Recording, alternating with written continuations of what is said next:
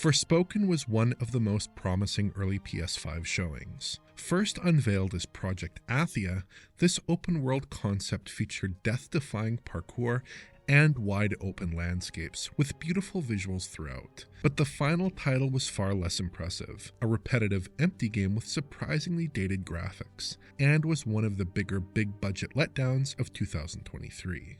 But a series of patches seems to have improved the title's plight, with reported visual and performance improvements in tow as of version 1.2.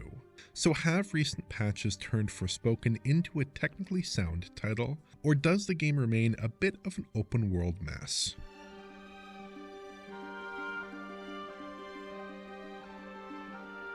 Perhaps the biggest issue with Forspoken's visual presentation was its relatively poor indirect lighting. When we light spaces in video games, we need to be mindful of the way that light propagates through real-world environments after it makes initial contact with a surface. Light bounces and scatters around physical objects, flooding areas with reflected luminance, with subtle occlusion when it is impeded.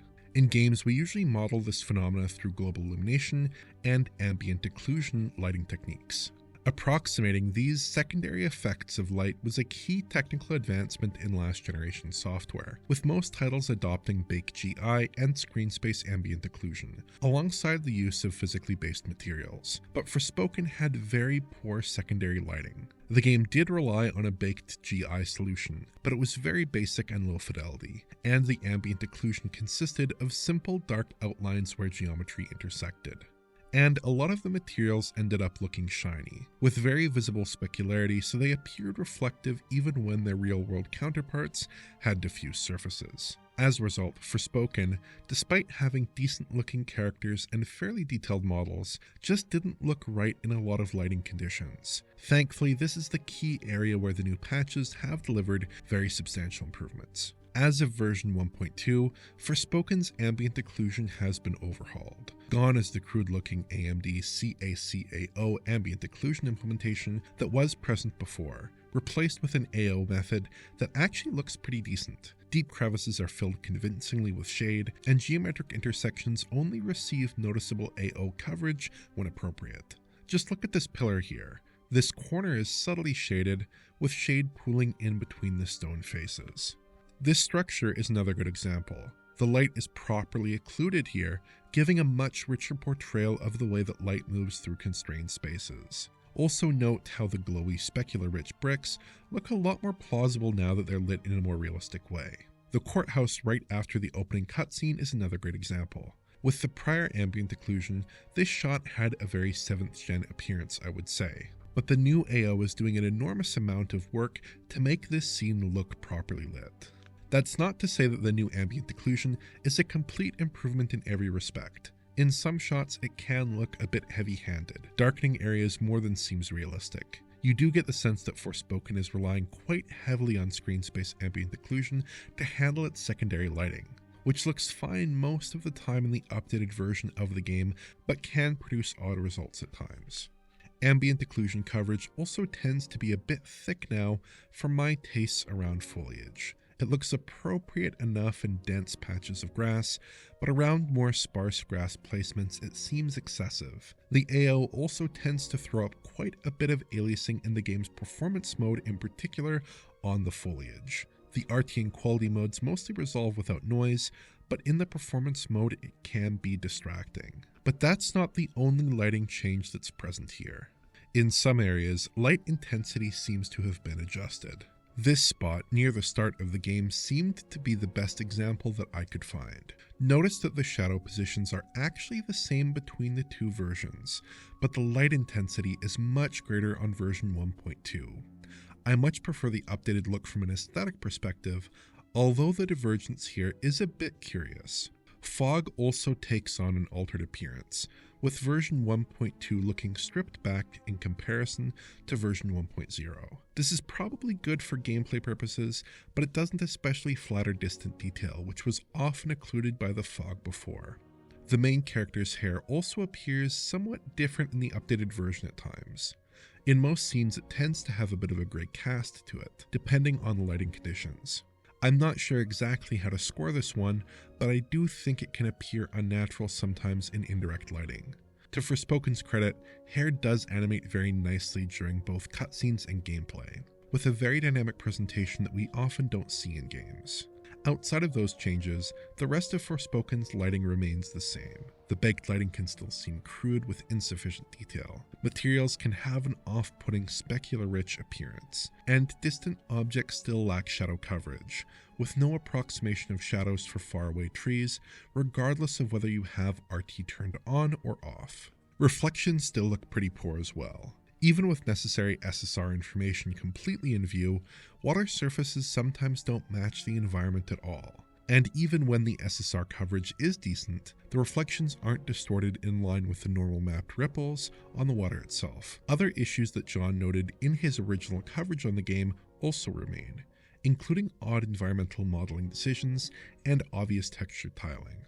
Despite those caveats, Forspoken now looks closer to what you'd expect from a current-gen game. The most obvious lighting flaw has been addressed, leaving the game on much firmer graphical footing. It's not exactly impressive, but it feels more competent relative to what we saw back in January. This is how Forspoken should have been configured at launch.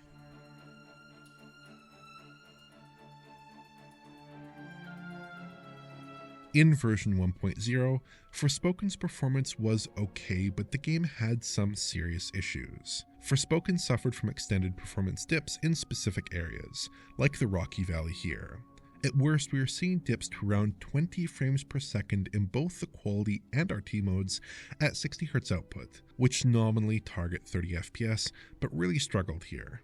We also saw fairly frequent dips in framerate in combat in the performance mode, with the other visual options being somewhat less affected. The good news is that these performance trouble spots are mostly resolved in version 1.2.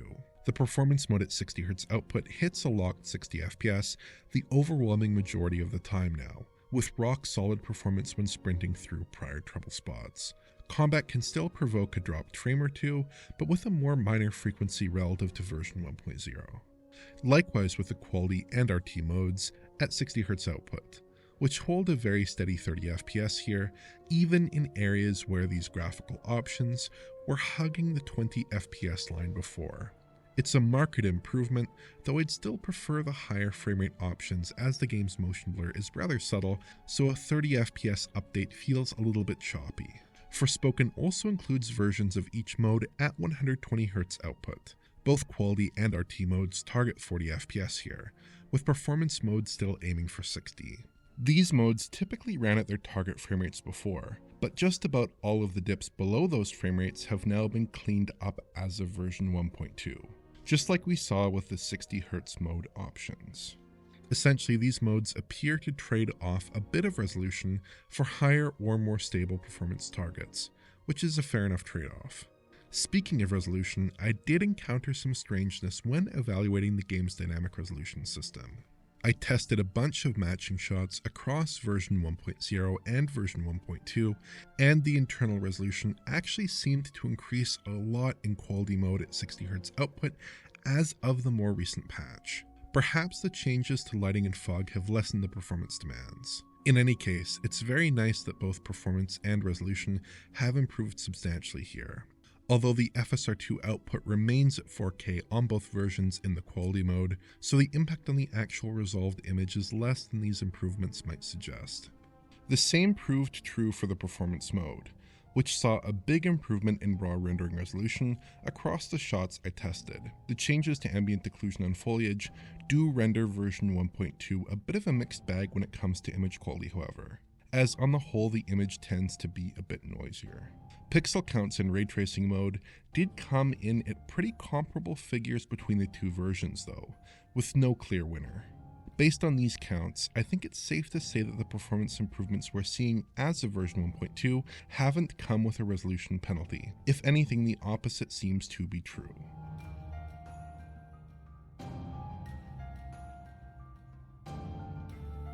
In a lot of ways, Forspoken was a failure. It reviewed and sold poorly for one, and the studio responsible for its development has since been disbanded. From a visual perspective, I'd say it still doesn't look great either, despite being based on the Luminous engine, which has powered some very attractive demos in the past as well as Final Fantasy XV. The recently released Final Fantasy XVI has proved very much the opposite. It's been very well received by the press and public alike and looks extremely attractive, despite being based on internal technology that hasn't really been disclosed. These are two big-budget Square-Enix action RPGs released within 6 months of each other, but graphically they're a world apart. Character rendering in Forspoken is fine enough, but Final Fantasy XVI is a big step ahead. Materials look much better here with very pleasing differentiation between the different fabrics, leather, and metal on character models. Forspoken is a bit more one note by comparison. Most clothing materials tend to look a bit on the shiny side, making fabrics look strange. Character faces look mostly fine, but can fall apart in close-ups, and sometimes animate oddly as well, with Final Fantasy XVI faring much better in comparison. The revised lighting in Forspoken still has obvious flaws. The AO has its issues, often appearing very strong and is subject to occlusion problems when moving the game camera. Light leak is a near constant annoyance in enclosed spaces, with the baked lighting obviously at a low resolution. Distant geometry is bereft of any shadow coverage whatsoever, and the shadows that do appear aren't great, suffering from hard aliased edges using rasterized shadows and distracting pop-in when the RT setting is enabled. Final Fantasy XVI mostly avoids those flaws. The baked lighting looks excellent, ambient occlusion is applied in a tasteful and restrained manner, and shadow rendering is much superior. It's not clear exactly what techniques are being used for the shadows here, but they exhibit realistic variable penumbra and don't suffer from obvious pop-in, and they tend to look a lot better than the RT solution present in Forspoken. The action combat in Forspoken can be very pretty at times, but it has a tendency to feel disconnected from player input. It's often not clear what will happen when the player hits the circle button, for instance, which triggers the game's acrobatic parkour moves. At times it can feel like the game is sort of playing itself. FF16 has a less context-sensitive range of moves and takes a more grounded approach to player locomotion, and feels a lot better on a gamepad as a result. Plus, the latest Final Fantasy still has visually exciting combat maneuvers, especially during the game's pulse-pounding boss encounters. Now, I don't bring any of this up to harp on Forspoken's flaws, but it is odd that Square-Enix has effectively produced two different big action RPG titles with such different visual and gameplay outcomes in the first half of this year. Forspoken certainly didn't achieve the graphical benchmarks that the developers set out for the title with early trailers, or even with their presentations to other game developers. Perhaps a more unified approach to game development would have paid dividends here, or at least greater technology transfer within Square Enix for key techniques. And there are some things that Forspoken has to offer as well, like its excellent luminous hair system. In any case, I'm certainly hoping that the engine tech used for Final Fantasy XVI continues to be developed and utilized in future Square Enix efforts. And I'm sort of glad that the Luminous engine is being dropped, as the visual results here fall below expectations, even with the latest updates.